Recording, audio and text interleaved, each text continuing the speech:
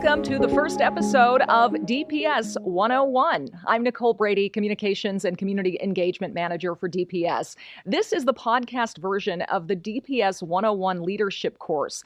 It's a school year-long course that takes members of the community behind the scenes, and they learn about the inner workings of different DPS departments. It's an amazing opportunity to learn not only more about running a school district, but also a chance to learn about leadership from the leaders of DPS and perhaps grow your own leadership skills. Unfortunately, there isn't room for everyone to be in the in-person sessions of DPS 101, so we hope this podcast will provide a similar understanding for anyone out there who wants to learn more about Denver Public Schools. And my very first guest today is the head honcho himself, Superintendent Dr. Alex Marrero. Thank you so much for being here to launch this. Of course. I'm so excited, Nicole. Thank you for having me. And this is not the first time you're interviewing me either. It's not. The last time I interviewed you, though, was when I still worked for Denver 7. And I interviewed Dr. Marrero several times. During I remember that. Some of them. Yes. The last one when we had a very contentious vote, it was up on our floor.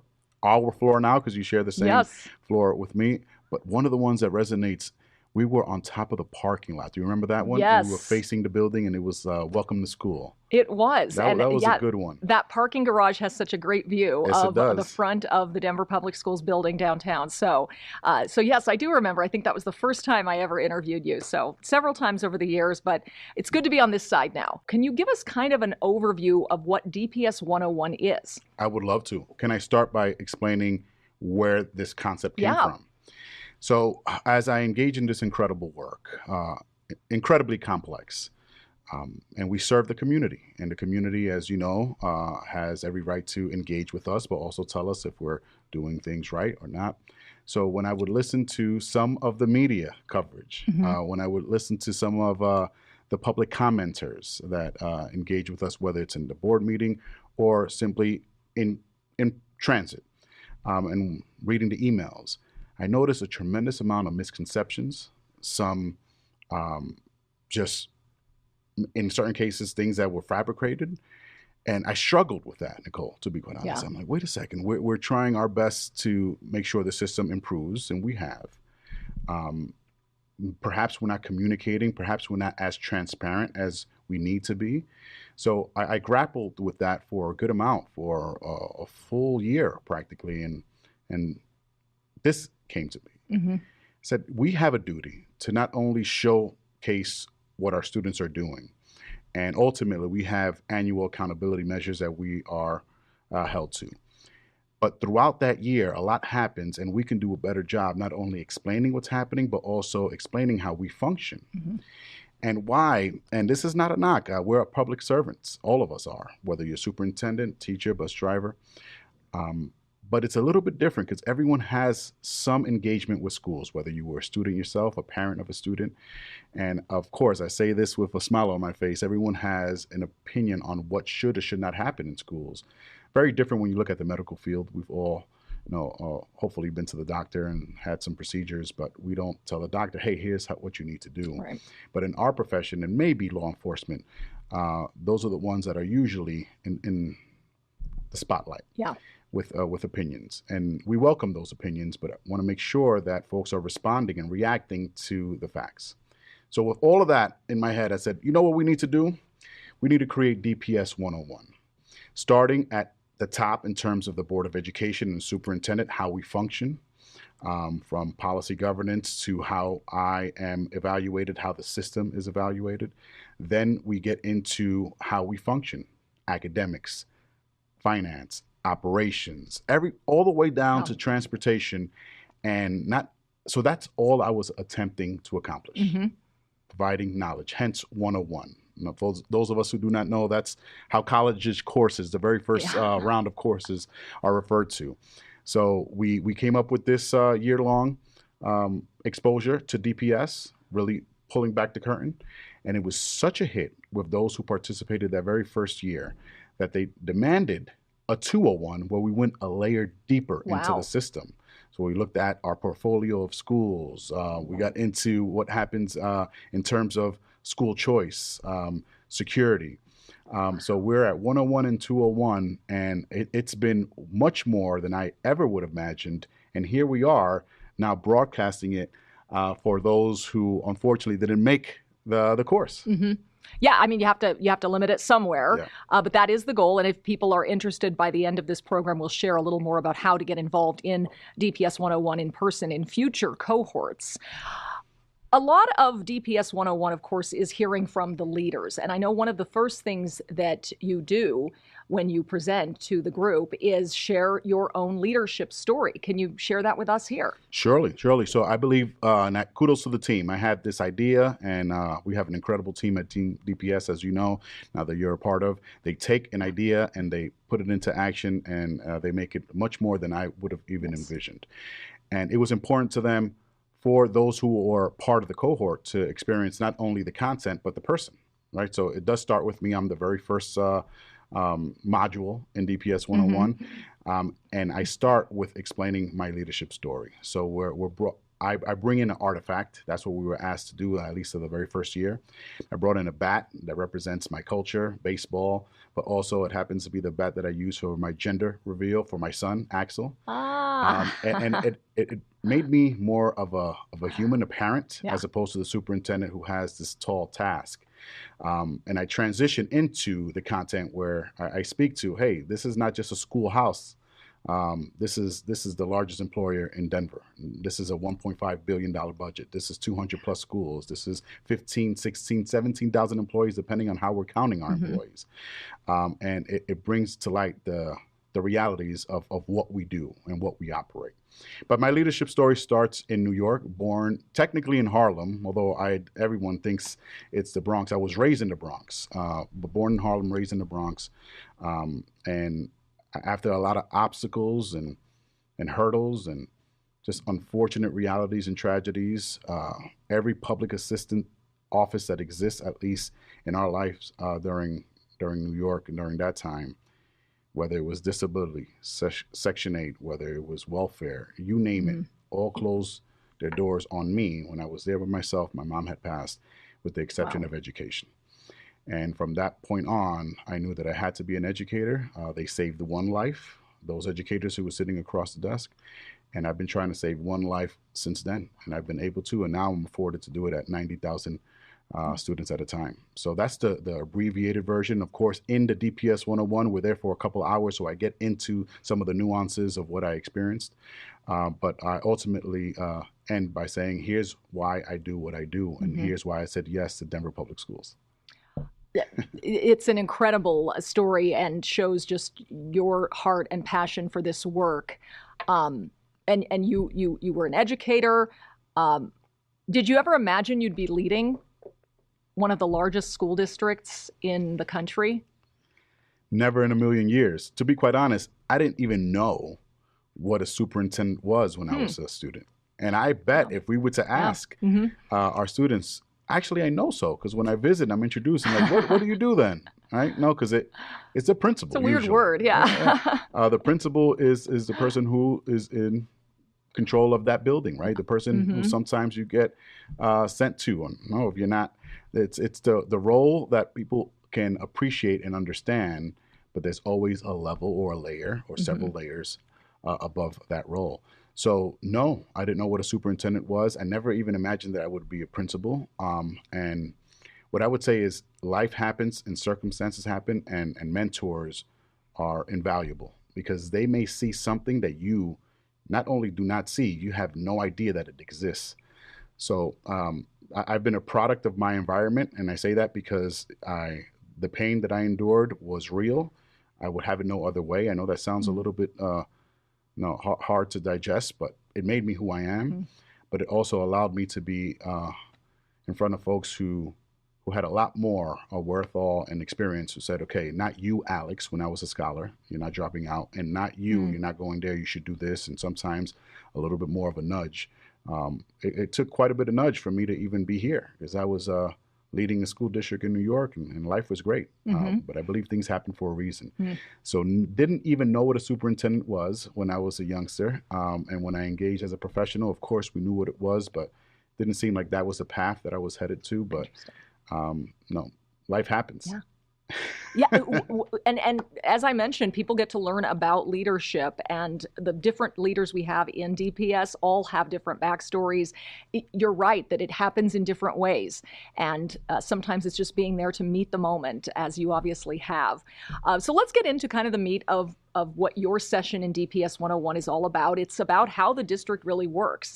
And starting with the Board of Education, we just seated a new board, in fact. Yes. How critical is their role in DPS? It's the most critical. I'm the operator, right? But I'm can be replaced tomorrow. Hopefully that's not going to happen, but it can.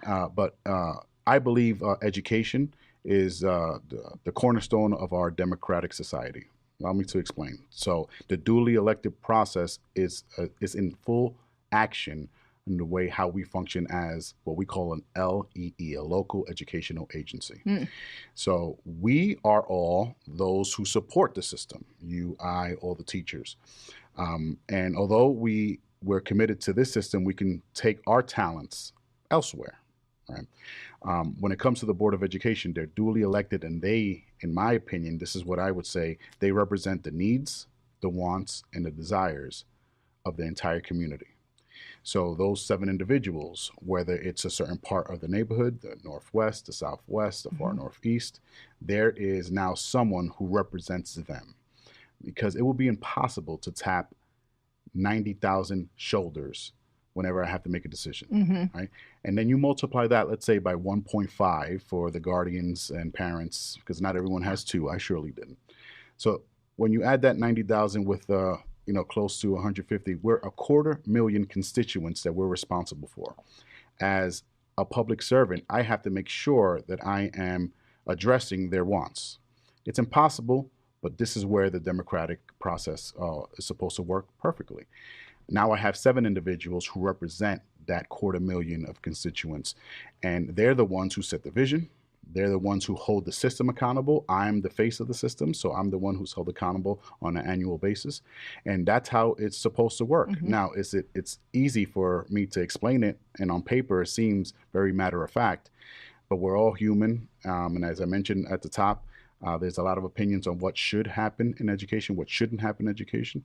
So it makes it that much more challenging, but also, I have to say, incredibly exciting. When we have those tense moments and those controversial issues, it takes a certain type of individuals to not only appreciate that, to thrive in those situations. Yeah, it's fascinating. I mean, clearly not all the board members always agree with one another.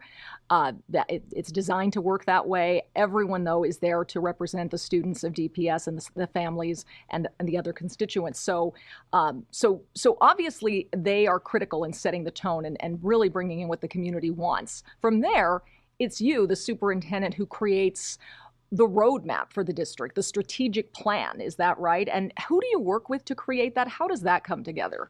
Terrific. So yes, that is exactly. So the board sets a vision, not to get too technical, but in DPS 101, we get into policy governance, which is the framework that allows us to function as a Board of Education, duly elected, and the operators, which is me and everyone else. Nice.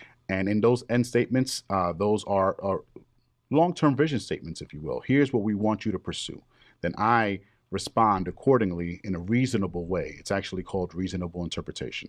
And those are annual goals. And those are attributed to measures and outcomes. So that's how we do on an annual basis. And the end statements usually stay the same, although they were just recently updated this past year. And previously they were around for 4 years, right? So the vision sticks around for a bit. What we do to try to achieve those changes every year. Wow. So that's how we function in a very technical way under policy governance. And there's 2 ways that we are embarking in how we engage in our strategic plan, which we do call the strategic roadmap. Reason why we call it a roadmap, when I came on board, it was right during the tail end of COVID. Yeah. And many organizations, the ones that I led out east and here, the Denver 2020 plan, which was the strategic plan of that time, they were all shelved, and rightfully so. We were in a crisis. We needed to pivot. right? So what I learned, although it's just a name, to me, it speaks volumes that a plan is something that you either do or you do not. You need some closure there. A roadmap allows you to be nimble, right? So if something happens, we're going to continue with our North Star reflected in those end statements. In this case, we have 4. But we're prepared and nimble to adapt and then continue on our journey. The very first iteration of the roadmap, I engaged deeply with the community, and I engaged in a listening and learning tour. Then we went into a transition team who helped me digest all that information. Then ultimately we came out with this roadmap. And what I often say is that's a regurgitation, if you will, of the needs and wants of the community as I went out and gathered that as a new person into this incredible city. That also was in line with the end statements that the board was creating at the same time. So that means that what I discovered was similar, if not identical, to what the board also engaged. Back to this whole notion of being a democratic society. The needs and wants and desires of the board were captured in those end statements, and I heard the same thing as I built the roadmap. We are in our final year of this roadmap, so that means that we are not only concluding, we're also building the new one. There's no need to engage in a deep listening and learning tour, but right now we're taking a different approach in terms of making sure that we can continue with our DPS 101, with our advisory councils, and you name it, we have it. We're establishing an LGBTQ plus advisory council. We have our Black family advisory council, our Black education advisory council, our Latino, Latina advisory council, you name it, it exists. So we're looking to maximize our structures that we've built to have a more streamlined information gathering, not only to inform, but also so we can disseminate. Excited about that work. So we're looking forward to Roadmap 2.0. It doesn't have a name yet, Nicole, but the next iteration of where we're headed for the next X amount of years. Excellent. Yeah, no, it's interesting when you point out all the different voices coming in. I've done some work recently with the collaborative school committees who help advise individual schools. And then from there's the District Accountability Committee and all of the committees you just mentioned that really are able to bring in all those voices of the people they represent to be able to make sure that you're getting all the data, the voices, the opinions, and all of that very, very streamlined, as you said. So you're going to add in terms of how we've also streamlined data collection, but also how we can disseminate information. All of those committees that you mentioned and some of the advisory councils that we call ACTs, they all funnel upwards, if you will, towards a super ACT, Superintendent Advisory Council. I actually have a meeting with them tonight. Wow. And that's going to be a pivotal group who's going to support not only the implementation, but the rollout of this new strategic roadmap. Awesome. Super ACT. Okay, that's a new one for me. So once you have that strategic roadmap in place, you monitor progress. Is that right? And so kind of take us through, that's what you've been doing, obviously, the last few years, still doing, and will do for DPS Roadmap 2. That's correct. And that roadmap covers the gamut from academic outcomes, starting with our graduation rate, which we've been able to meet. I have some embargo data that I can't share, but all I can say is you had a thumbs up sign there in case for those listening. Yes. Perhaps by the time this comes out, we can celebrate widely. We also have our academic assessments, our summative assessments, starting with our youngest scholars, READ Act, our CMAS, our Colorado measures of academic success, and of course our high schools. But we also have other components of where the community wanted us to go, hence us regurgitating what the community wanted for. So in there, we would have now completed 10 equity audits, and that's covered the gamut from vaccinations all the way to how we support our innovation zone schools and our innovation status, which is very unique to the state of Colorado, and everything in between to make sure that we can grow from what our lived experiences and also how we implement. And yes, we report out not only to the Board of Education, if those are also in line with those reasonable interpretations that I mentioned earlier, but beyond that in an annual update to make sure that we are not only being transparent, monitoring progress. And for the most part, we've met a good amount of them. In some cases, we're falling short, but that's good because we're heading in the right direction, right? When it comes to end statements, vision statements, and even aspirational goals laid out in the strategic roadmap, we always want to achieve them. But if we are showing progress towards them, and even if we fall short, the momentum is already there. So I'm excited to continue that work. So as long as we're heading in the right direction, it's the most important thing. It's also great to celebrate, but even if we fall short, no, we're encouraged by what we've seen and what we've accomplished. We've heard so many successes this year already. This kind of year we hit the green status for the district under the district blazer. Performance Framework. Yes, that wasn't an accident, right? Yeah. And of course, you talk about this during DPS 101, the successes. Is there any one that you're most proud of right now from the ends goals? That's hard to pick one. The one that we're celebrating, actually today I'm wearing yellow. I don't know if it's showing, but the yellow, we started our day at Abraham Lincoln High School this morning.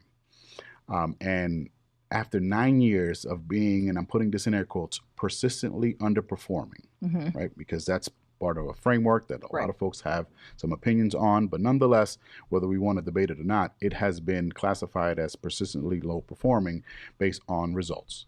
Our school performance framework that the state offers for all of us. And for the first time in almost a decade, it shifted from red to yellow. So it went red, orange, Very yellow. Good. Wow, 2 up. The next would be green. And more importantly, now it's on watch, which means that it's shown enough progress that if it continues this progress, next year it'll come off the clock. And when I say the clock, that's a place that we don't want to be. That's on clock, meaning that you're on watch because there's concern about what we're doing with the student experience at said school. And we've had an incredible outcome when it comes to moving schools off the clock. Several years ago, a very similar story with one of our other flagship schools, Manual High School, was persistently low performing as defined by being on the clock. And a couple years ago, they came off altogether. I don't want to get ahead of myself, but that right now is so new news and such exciting news and necessary news for the Southwest community and Abraham Lincoln and all those legacy graduates, one of which is our board president, Sochi Gagdang, is a graduate from there, and she was with me this morning. That one is new and fresh and incredibly exciting. But we can't just claim victory just yet. We have a year to go, and we will be successful. I would say it's graduation rate, because it's one thing to have surpassed all-time highs, and we've consistently done it every year. So every year we set a new high. And when you think back, although this is well before my tenure, at one point the graduation rate for Denver Public Schools was 38%. Wow. So when you think of where we've gone, right, and the fact that there has been major shifts on what we see happening outside of high school, meaning at one point it was college and college only, right? Maybe before that it was military. Now it's a whole lot of getting ready for the workforce, so it's more of career, college, and beyond, and life. We're making sure that students are prepared to engage in whatever that is. If it is college, terrific. If it's career, we're making sure that they're ready with work-based learning experiences.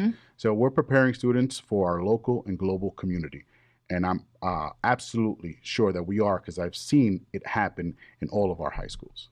Well, thank you for sharing that, because I think it gives some perspective on the ground level work that has to be done to make these big visions happen, and celebrating the success of one school is important for the entire district.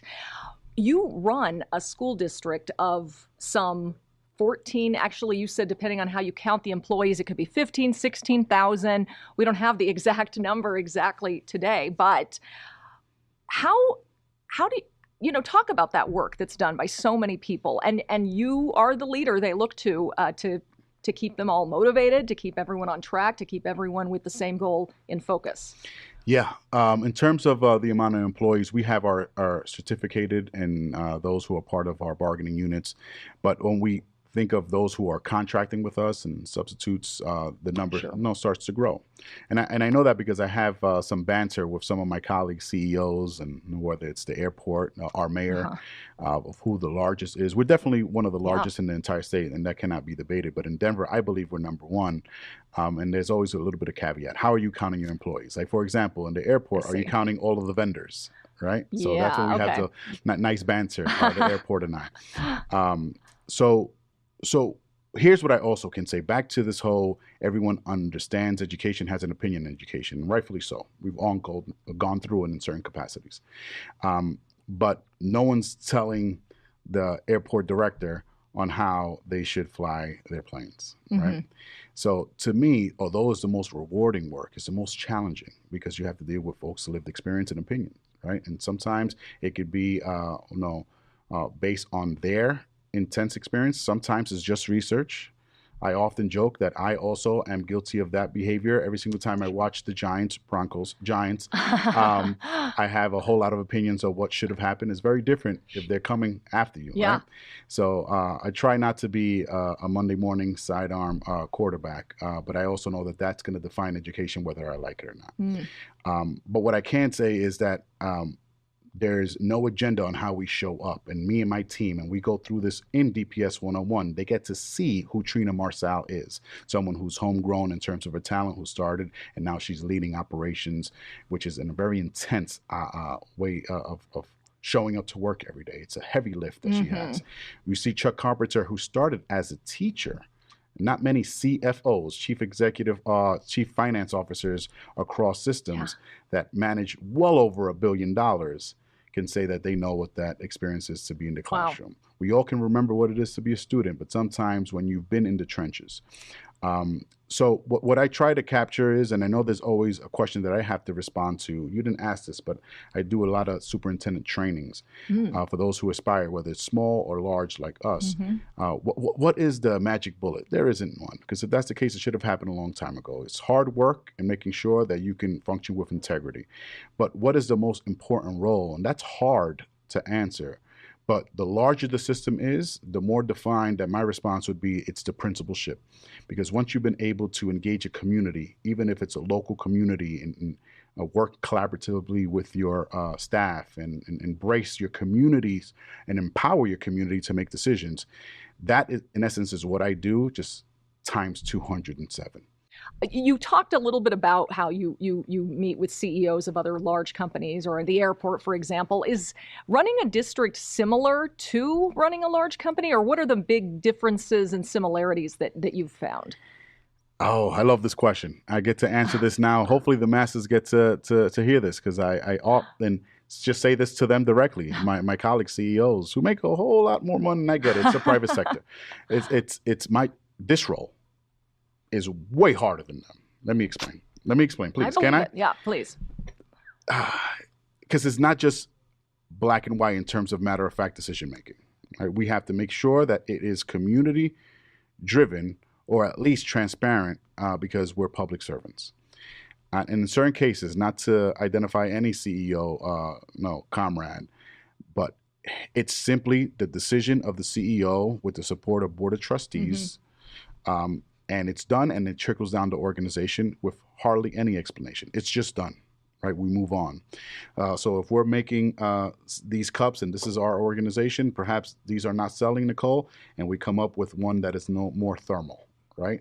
This is out of production. The team that was doing this is unemployed, and now we engage in some new innovative. End of story, right? I'm minimizing and generalizing, but it does happen that way. I teach a course in where I explain this, and I use the Mr. Burns analogy from Simpsons. I don't know, if they may not know what that is, but the Simpsons, the way that he engaged, he was a CEO, and he was very much, here's what happens, right? In our case, it doesn't work that way. No, I have a board of education that needs to endorse a recommendation.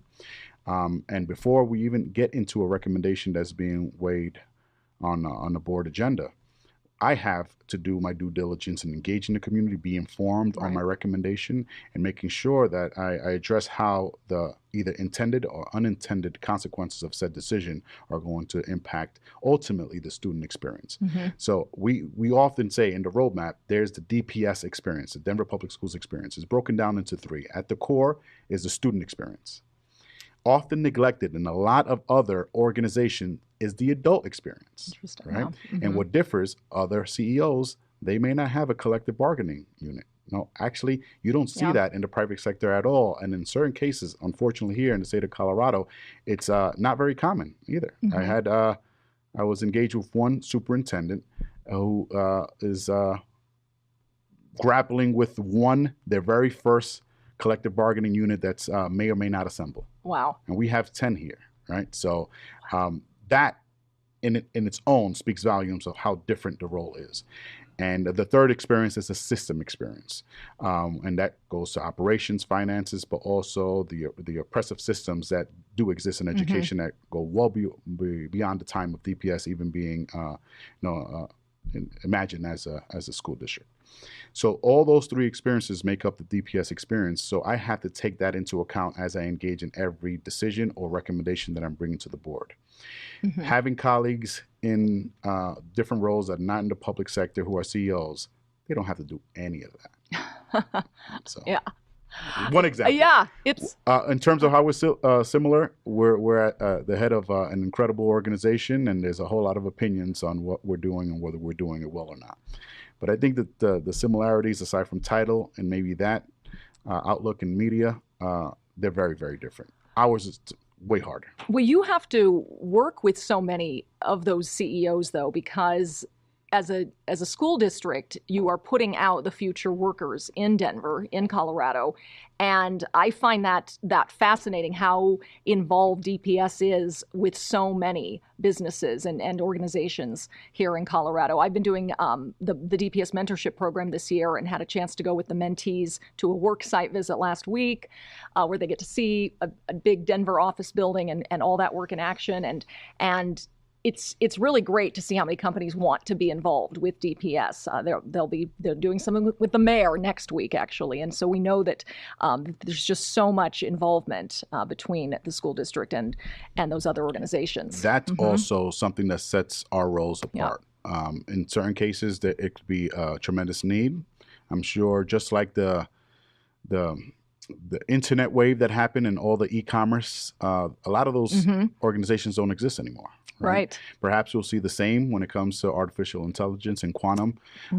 It ebbs and flows in terms of what a business ideas turn into a large enterprise, and then there's a demand, and then it's evaporates in certain cases. Education's never going anywhere. We cannot be replaced. We are the foundation of everything that every other organization is attempting to provide society. We are truly the foundation of everything. So in our case, we can't disappear. We won't disappear. And that's one of those areas not only that makes this so rewarding, but sets this role apart from any other. And in reference to CEO to superintendent, but also when it comes to those who are engaged in the work day to day, and when it comes to teachers and so forth. Well, thank you for shining a light on the DPS 101 course and your process. Obviously, you have one of the hardest jobs, I think, in the city of Denver. And it's great that people are getting a chance to learn more about that. It's great that they get to learn from other leaders in the district as well. As we mentioned, we'll be continuing this podcast throughout the next few months with other leaders in other departments, including operations, finance, as you mentioned, student and family empowerment, even communications, which is the department I work in. So you'll be able to hear those conversations as well. And if you are interested in getting involved in DPS 101 in the future cohorts, or in possibly 201 and from there beyond, there are signups that you'll see out there. Hopefully more information coming online this coming semester, this spring semester, and into the summer for how to get involved in the next cohort. But in the meantime, thank you, Dr. Marrero, so much. This was so much more interesting than any interview I got to do with you as a reporter, because they were always like 15 minutes and we had to cut it down to like a minute and a half long segment. So this is what I mean. I never had the chance to really sit down and talk more. So thank you. I appreciate that. One quick, and I'm sure they're not going to be bothered. It's 5 years ago, but back to that comment of one of the toughest jobs. Yeah. I remember when I first was named as superintendent, I received a couple of phone calls, one from Mayor Hancock at the time, who said, said a whole lot of things. Really? He said, you have the toughest job in the city. Then I had one from Governor Polis who said the same thing. So at one point I was thinking, what did I just sign up for? But respectfully, gentlemen, I disagree. I think I have the absolute best job, not only in the state of Colorado, across the nation, considering everything that we're embarking on. Keep up the good work. And again, thank you for listening. Be sure to subscribe to the DPS podcast for more podcasts on other topics. And as always, thank you for listening.